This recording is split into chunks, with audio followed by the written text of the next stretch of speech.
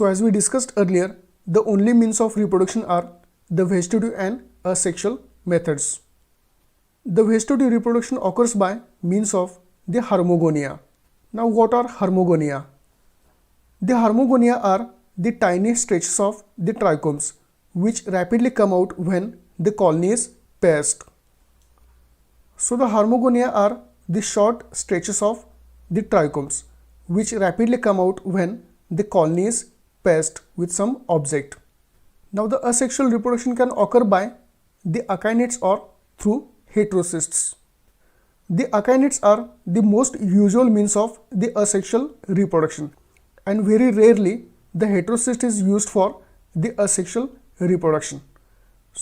So here in this image you can see these akinets. So this is the heterocyst. So the reproduction by heterocyst is very rare in nostoc. So the akinets are the very common means of the asexual reproduction in nostoc, and very rarely the heterocyst is used for the asexual reproduction. Now the diagram explaining the multiplication through the hormogonia. So these hormogonia are the short stretches of the filaments. Sometimes the filaments or trichomes, they break into pieces. Now these short pieces containing about some 5 to 6 cells, they can be termed as the hormogonia. Now these hormogonia have capacity to grow into mature filaments. So the cells of the hormogonia simply divide by mitosis, forming the fresh filament of the nostoc. So this is the multiplication through hormogonia. The cells of the hormogonia can divide mitotically, forming the fresh filaments of the nostoc. Now the life cycle of the nostoc can be portrayed like this.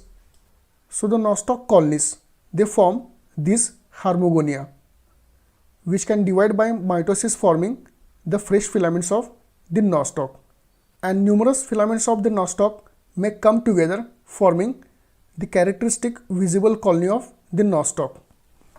Now this nostoc colony also contains these mature trichomes, which are the filaments of the nostoc.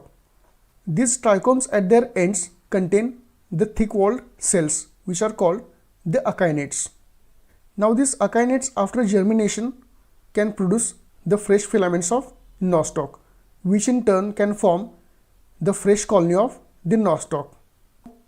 So this is how the fresh colonies of the nostoc are formed in nature.